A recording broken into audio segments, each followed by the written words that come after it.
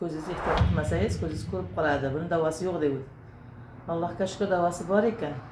Mana shu siropni ichib, Haftazanni ichib ko'zlarim ancha ochildi. Assalomu alaykum. Men Mirzayeva Munira, 63 yoshdaman, hoji onaman.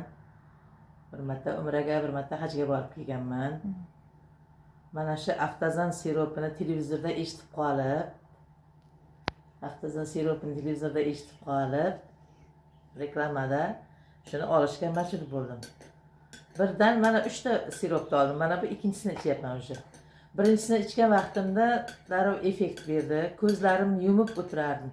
Ochkim kelmasdi ko'zimda. Mana Xudoga shukr, ko'zimda ochib, bemalol Qur'on kitoblarimda o'qib, bemalol Allohga shukr. Ko'zimda davlinasi bor dedi.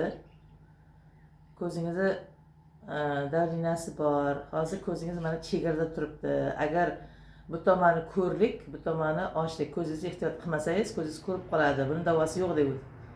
Allohga shukr davosi bor ekan.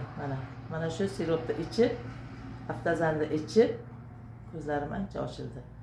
Mana shu Haftazanni reklama qilgan, Haftazanni ishlab chiqarganlarga ming marta rahmat aytaman.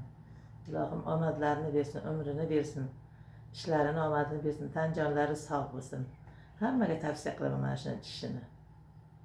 Mana ko'zlarim bezachlik Qur'on o'qiyapman hozir. Rahmat sizlarga.